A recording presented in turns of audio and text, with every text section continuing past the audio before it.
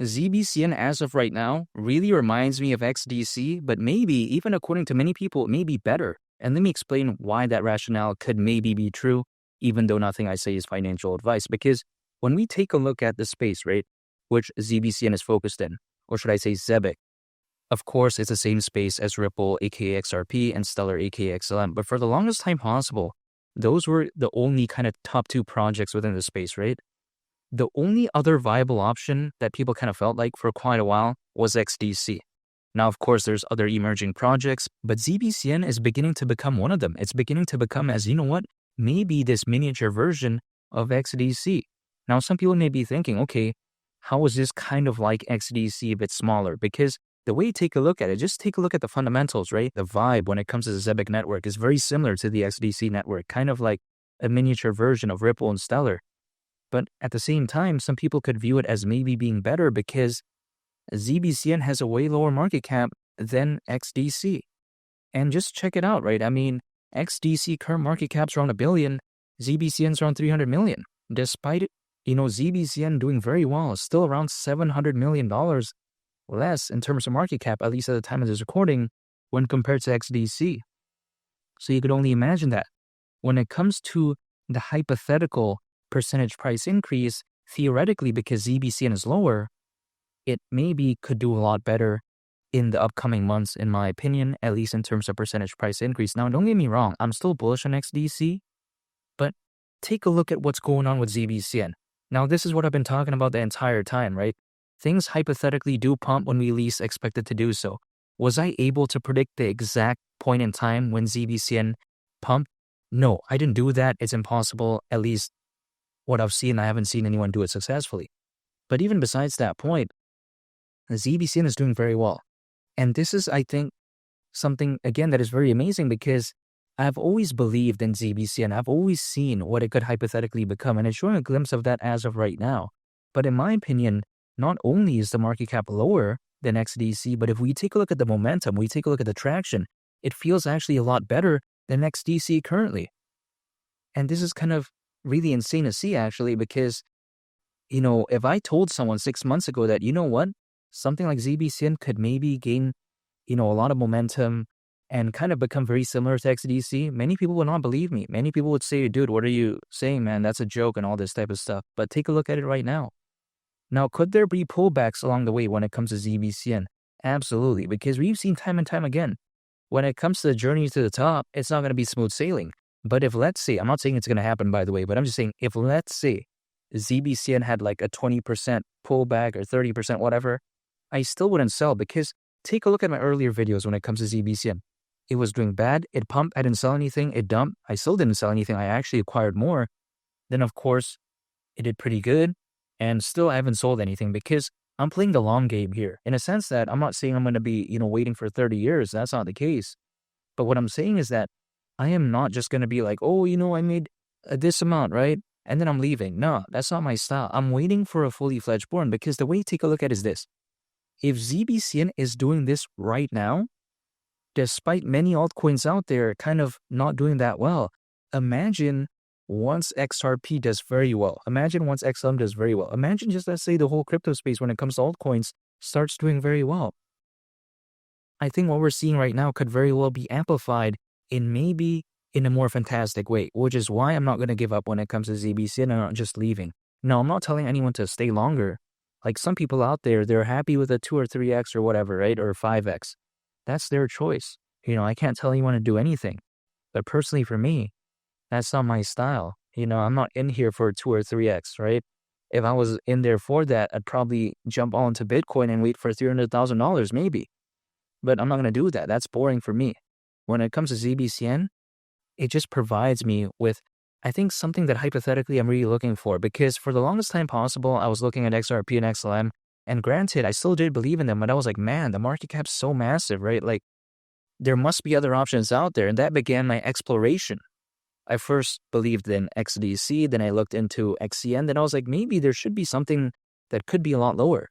I made a very good call on XCN, by the way. I also made a pretty good call on XDC, but even besides that, at least historically speaking, right? But even besides that point, even though they did have a pullback eventually, but I was also at that time looking for other projects too. That's where I stumbled upon ZBCN. That's also where I stumbled upon XPR. Then my research became deeper, and then I found Swiftcoin. So again, when it comes to these, alternatives, when it comes to XRP and XLM, so far they haven't really been that disappointing in the grand scheme of things. Yeah, sure, XCN, and XDC historically have done very well, but right now ZBCN is showcasing that. Could XPR and Swiftcoin maybe do the same during a fully fledged bull run? We'll have to wait and see, but I do like this space. And I've been saying this whole time, right? People naturally, when they want to believe in cryptocurrencies, of course, they're going to believe in layer one blockchains like Ethereum. Of course, they're going to take a look at, something like Bitcoin and also pay attention to like NFT projects, DeFi, blockchain gaming, whatever. AI, of course, right? But then I'm just saying beyond like stuff like that, beyond AI, whatnot, I've always said that, people also pay attention to these type of projects that are focused on payments, Google Trade and Finance, and Zebic is. So I view this as being one of the pillars that people often, pay attention to when the market's doing good, when they enter the world of cryptocurrencies. So I view this as a no-brainer. I still believe in meme coins and whatnot, right? But I also do believe in these type of projects because I like the angle. I like the approach. Not every single person is going to be interested in Ripple and Stellar, even though a lot are, even though the majority are probably going to, right, instead of like, ZBCN. But I view this as a very fantastic opportunity for me. Keep in mind, at least in theory, I'm not saying it's going to be true, but here's the thing. 10 cents, considering current circulating supply, again, market cap around 8 billion, around on 24x from here. I don't think it's too bad. I mean, if let's say during a fully fledged bull run, XRP went to a market cap of like $1 trillion and XLM went to a market cap around 300 billion. And then we see like something like Bitcoin reach around 6 trillion and Ethereum reach around 2 trillion. And we see like, Algorand, Avalanche and all this type of stuff do very well. I'm hypothetically assuming somewhere along there, why can't like, around 8 billion flow into this? You know what I mean? But theoretically speaking of, let's say like, ZVCN at that point already had a market cap of like $1 billion or $2 billion. Really around like, just 6-7 billion needs to kind of flow into this, right? Hypothetically in terms of market cap. So I don't think it's really even a tall order to ask for, in my opinion. Even when altcoins are not doing that good, this already has a market cap of around $300 million. So imagine what it could be when the market does a lot better. This is just in theory. So this is why when I take a look at ZBCN, it's such a no-brainer for me, really. I'm going to still continue to acquire it. I get it. Some people may think it's a bad idea, but really, again, 10 cents is still around a 24x from here. So I don't think it's that bad. Even if, let's say, ZBCN has a pullback, I'll acquire more. No one has to follow what I'm doing, by the way. This is just what I'm doing, right? But I'm not going to give up. I'm still going to be doing what I've been doing. I'm going to be doing my routine. That's what I like to call it, my routine, right?